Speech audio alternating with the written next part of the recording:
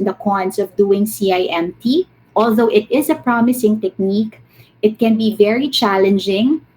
I think especially here in the Philippines because at least dun sa mga, in my experience, many of the family of the kids are left with their yayas or with their grandparents.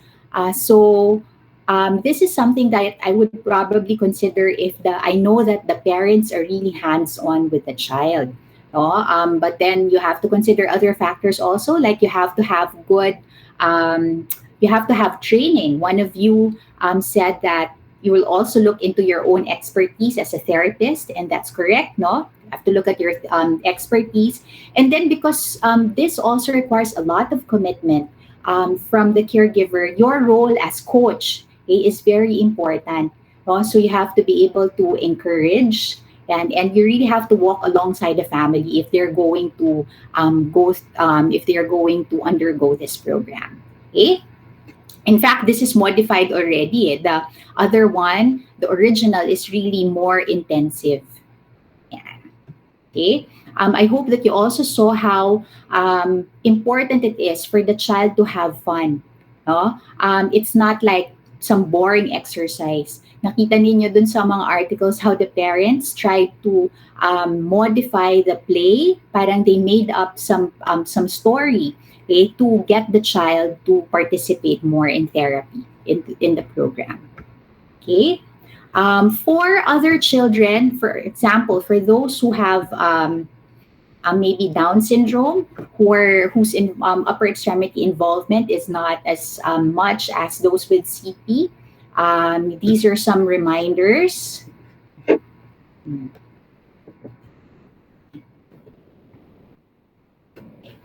Okay, remember, movement is essential to learning.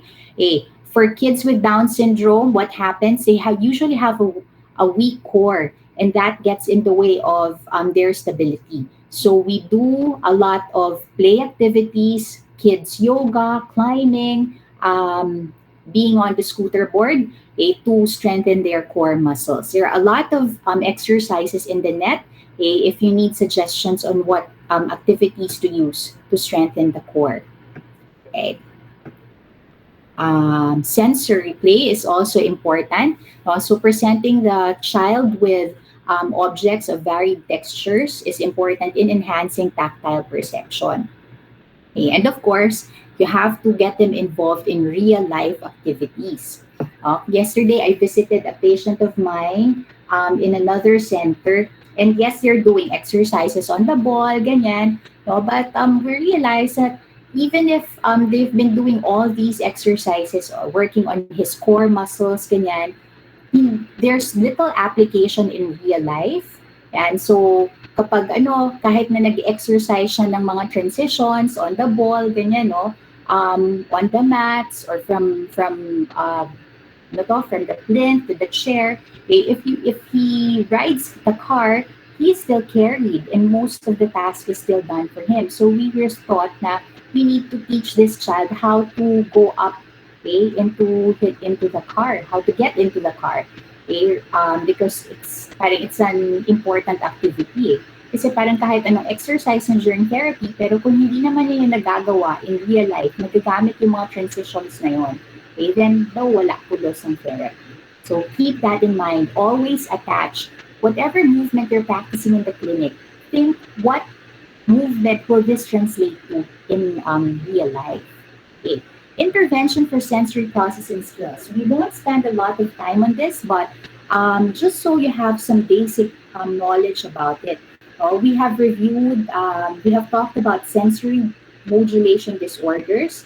And pag intervention, although there are many things that you have to consider, the basic things is you have to first think, does the child need calming or alerting sensation? So what type of sensory modulation disorder do you think would need calming sensation?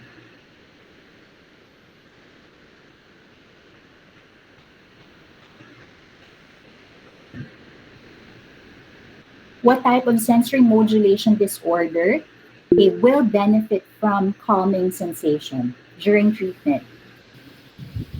Hy- Remember, what are your sensory modulation disorders? You have over responsivity or hypersensitivity, you have under responsivity or undersensitivity, and sensory seeking.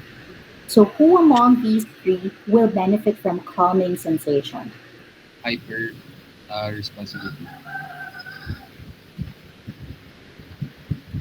Passive, Hyperness. provide deep pressure. Yes. So Hyperness. children would have to crawl Yes, through sorry. obstacles. Hyper Before they responsiveness. play, Okay, the we hyper could pretend that the responsive. child is Okay, and sino that we're pa? making a sandwich and the Attention. child. Sensory seeking. Yes, the sensory seeking. Okay, they're the ones that need it. Okay, so remember, deep pressure is important. Deep pressure helps. In the past, we would do massage, but it's very, ano ba, it's a very passive technique. So we don't do that a lot anymore. I don't do that in my practice anymore. But yes, I do give firm pressure. Or if there are equipment like yung mga mats available in the clinic, then that could help provide deep pressure also.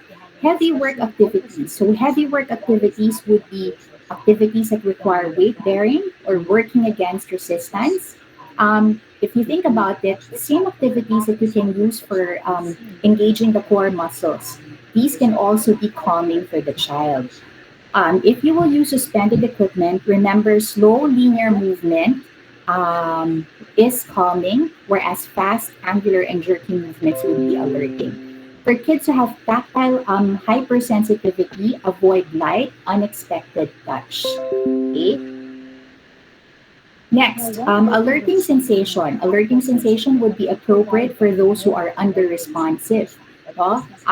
In terms of children who have sensory based motor disorder, children with postural disorder will also benefit from alerting sensation. And so you have to give them opportunities to explore different textures, provide them with fast, angular, and jerky movements, and heavy work activities. So remember, heavy work activities work both ways. They can be alerting and they can also be calming. Okay, what we usually do in the clinic is if we provide, after providing movement sensation, whether it's, for example, calming movement sensation, so slow linear swinging, we follow up with heavy work activities. Okay, just to help the child organize the information more. Okay, same goes for alerting. So after providing vestibular input, okay, we follow up with proprioceptive input through the heavy work activities. Para lang, parang meron siyang grounding effect. So after movement, we do heavy work, working against resistance, and then we move on to, say, tabletop activities or fine motor activities. So that's how we do it.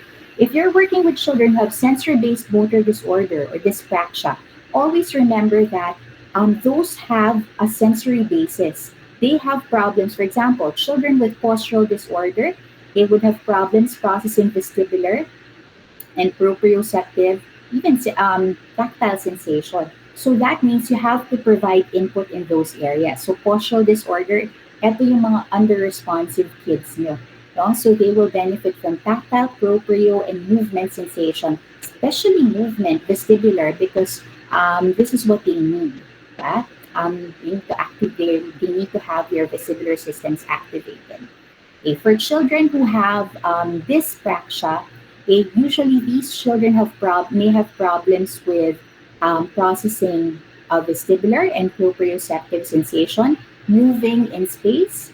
And so you can also do movement activities and heavy work activities with them. Right? And Excuse me, miss. if I can just share with you, yeah.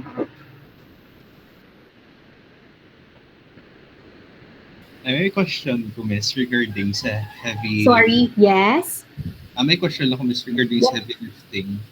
Kay, I've seen a video sa Mm-hmm. internet, miss, Mm-hmm. regarding with ACP patient, though Yeah. adolescent na siya, miss, Mm-hmm. uh, with, with the assistance ng physical therapy, uh, powerlifting ang iya ginagamit for heavy lifting. Is it Mhm. okay man ay miss? Um, Like gina-train ang bata to do powerlifting activities such as deadlift, uh, Olympic squats and the like. Miss. yes.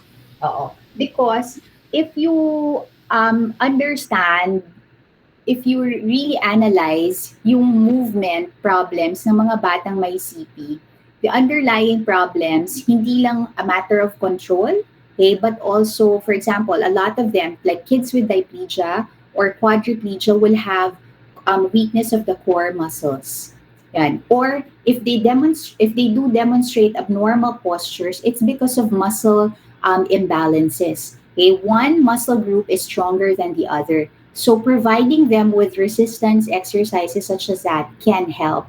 Yun. Pero siguro, pag mga ganong klaseng exercises, dapat medyo kabalo ng mag-dissociate ng movement yung bata.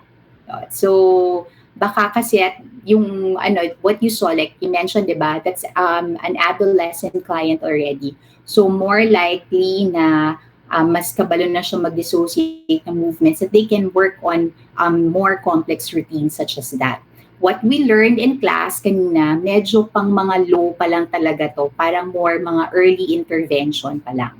But it's good that you're seeing that such management can be given to children with CP as well.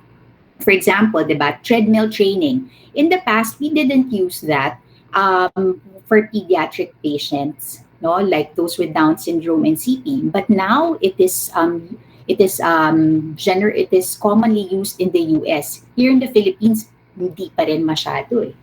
Yun. But we're learning that those kinds of strategies also help them. Okay? Ay, bakit ito? Any other questions?